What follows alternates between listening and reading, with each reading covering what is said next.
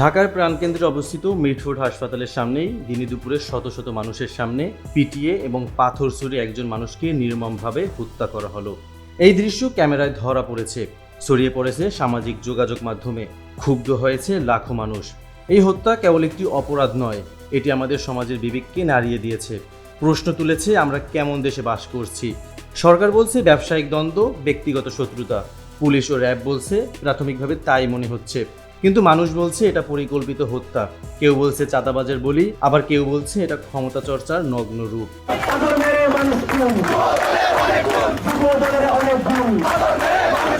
তবে সবচেয়ে বড় প্রতিক্রিয়া এসেছে রাজনৈতিক অঙ্গনে। হত্যায় দায়ী ব্যক্তি যুবদলের সক্রিয় কর্মী বলে প্রমাণ পাওয়া গিয়েছে। তবে বিএনপি দায় নিচ্ছে না, বরং বলছে এই ঘটনার সঙ্গে যুক্ত 5 জনকে সংগঠন থেকে আজীবনের জন্য বহিষ্কার করা হয়েছে। এখন প্রশ্ন উঠেছে, তাহলে তারা আগে কিভাবে এই সংগঠনে ছিল? এমনকি বিএনপির একাধিক নেতা স্বীকার করেছেন এমন কিছু অপরাধী রয়ে গেছে যাদের নাম মামলায় ওঠেনি। তারেক রহমান ও বিএনপির বিরুদ্ধে সোচ্চার হয়ে উঠেছে সামাজিক যোগাযোগ মাধ্যম। বিএনপি বলছে এটা নোংরা রাজনীতি, কিছু রাজনৈতিক দলের সাজানো নাটক, কিন্তু জনগণ বলছে এই সহিংসতা আর দুর্বৃত্তায়নের দায় কেউই এড়াতে পারে না। এই ঘটনার জেরে বিএনপি ঘোষণা দিয়েছে শুদ্ধি অভিযান চালাবে জেলা থেকে তৃণমূল পর্যন্ত।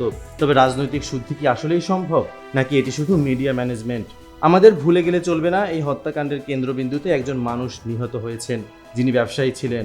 এই ঘটনা শুধু একক কোনো দলের ব্যর্থতা নয়, এটা আমাদের সামষ্টিক সমাজ, রাজনীতি, আইন শৃঙ্খলা আর নৈতিক অবক্ষয়ের একটি দারুণ প্রতিচ্ছবি। Naushad Mahmud, Jio Bangla TV, news desk.